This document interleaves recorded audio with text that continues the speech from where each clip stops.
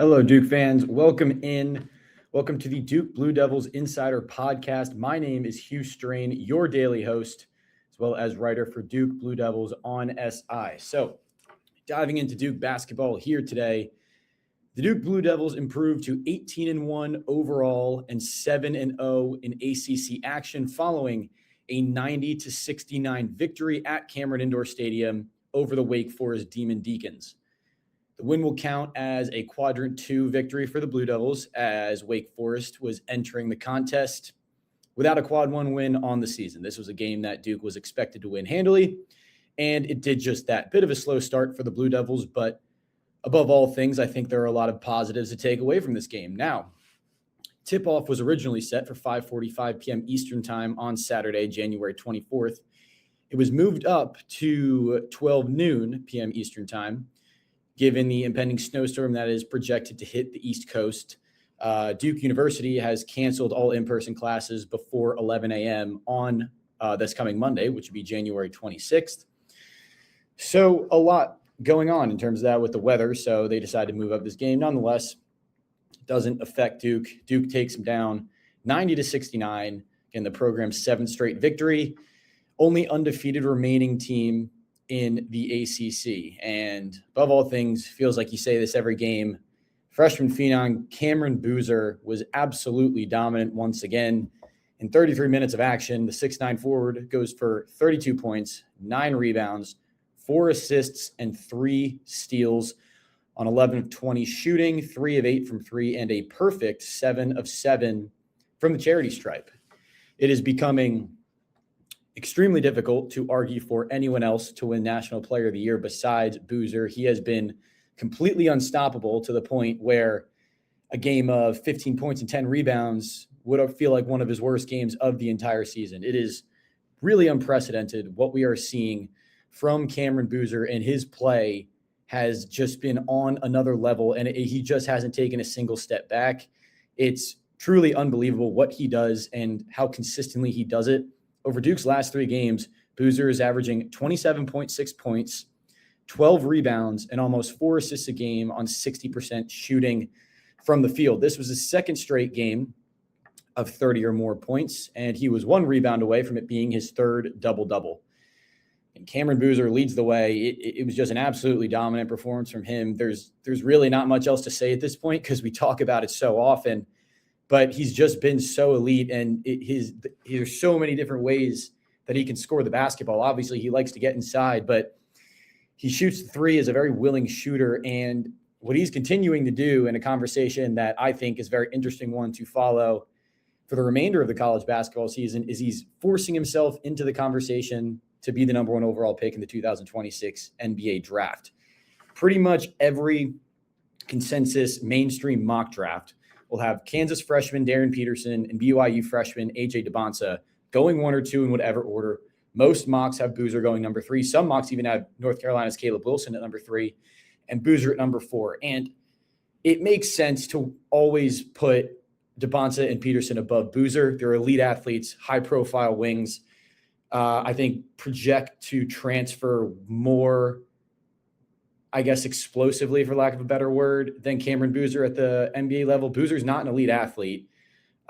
He's just such a smart player. He knows how to use his body and can score in so many different ways and impacts the game in practically every single way on a nightly basis. But I think Peterson and Debonsa translate as number 1 scorers on championship caliber NBA squads. I don't know if Boozer does that, which is why he's still not getting recognition for the number 1 pick for the most part, but it's impossible to not put him in there with the insane production he's putting up on a nightly basis. It's not normal. It's one of the most dominant freshman campaigns in recent memory. As we stand here today on the season, Boozer is now averaging 23.2 points, 9.9 rebounds, 4.1 assists, and 1.8 steals a game on 58.6% shooting from the field, 37.7% from 3, and 75% from the line. He leads Duke in every major statistical category, excluding blocks. He's been by far the most dominant player in all of college basketball, and there is practically no argument to be made that anyone should be the favorite for the National Player of the Year award besides Boozer. It's not even close. It's unbelievable. This it kind of felt at the beginning of the year that we were going to get a similar two-man race to the 2024-25 season. It was between Cooper Flagg and Johni Broome. Johni Broome dealt with some late season injuries where Cooper Flagg kind of ran away, but it always felt like a bit of a race. And early, it felt like a race between Boozer and Michigan's Yaxel Lendeborg. And Lendeborg has been fantastic. This is not a knock on Lendeborg at all, but I don't see any argument someone can possibly make where Boozer's not the most valuable player in the country. The advanced analytics say the same thing. The consistent numbers he's putting up for a Duke team that is winning. And he's been the factor in so many games. Duke is 6-1 against ranked opponents this season. He's been the reason why in practically every single game. He's been utterly dominant. There's been no competition that's been able to slow him down. And again, it feels like, we're beating a dead horse when we keep saying it, but every single game, it's so consistent. And, you can't help but not bring it up, but it's just becoming so normal. And I think it's important that fans don't treat this as a normal thing. This is not normal. And it's such an incredible performance. And I really urge Duke fans to not take this for granted. Now, getting into Duke on a more team aspect. So the number one thing that stood out to me was the points in the paint. Duke was absolutely dominant in the paint. And we're seeing it over these last few games where Duke is finding what works consistently on the offensive side of the ball. Earlier in conference play, Duke seemed to be a little three-point happy, if you will, and there wasn't as much of an intent getting the ball in the paint at will, which is how this Duke team thrives. Jon Scheyer builds his teams off positional length and versatility with shooting as well. But Duke can overwhelm almost every single team in the country with their length. According to KenPom, they're the second tallest team in the country, and they're so versatile on both sides of the ball. But through the first three games of conference play, it felt like Duke was really trying to force a three-point shot, and it wasn't working. And Duke ended up winning those games, but it ended up winning those games because it ended up getting paint. Now, over these last few games, Duke is treating the paint like its primary offensive tool.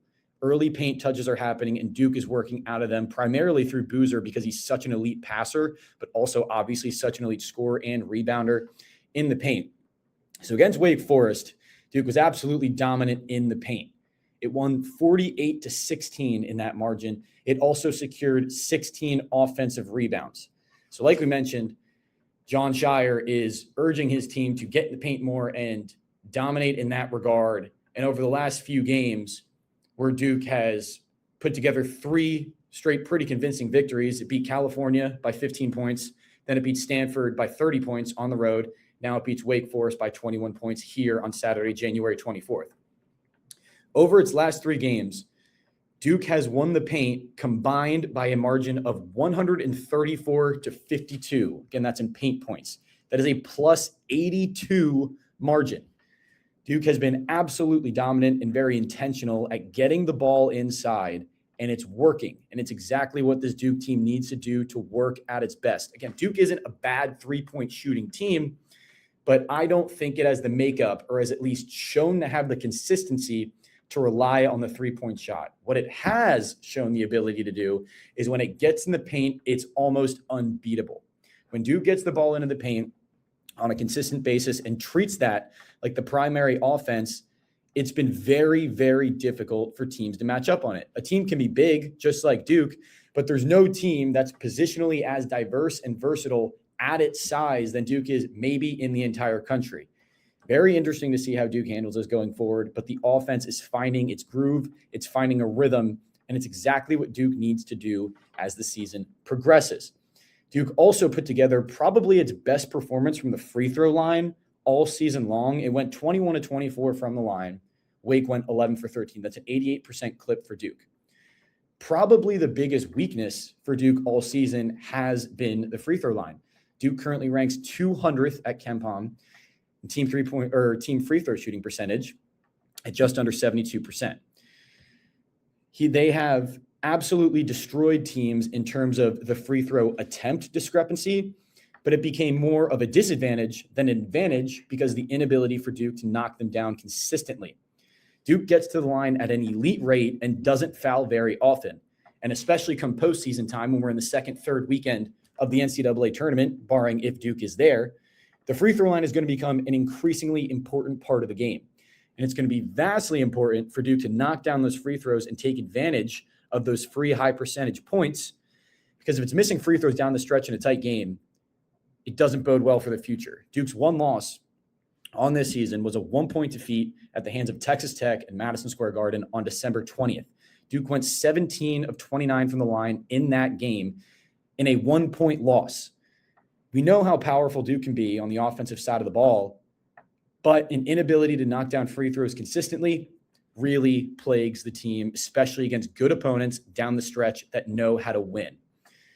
Can Duke make this consistent, be a consistent 75 to 80% team from the line on high volume? We shall see. But it's more about just knocking them down consistently down the stretch, because against Texas Tech, Duke missed so many front ends of 1-and-1s, which just takes away so many opportunities. So knocking them down will be a huge deal going forward. Cameron Boozer went 7 of 7 from the line. So Duke gets the win over Wake Forest. Not, a resume-boosting win. It's quadrant 2 victory, but it is another win. It's a win that, if it doesn't happen, meaning if a loss happens, that is catastrophic in terms of Duke's conversation for a 1 seed in the NCAA tournament. A quadrant 2 loss is very detrimental to that.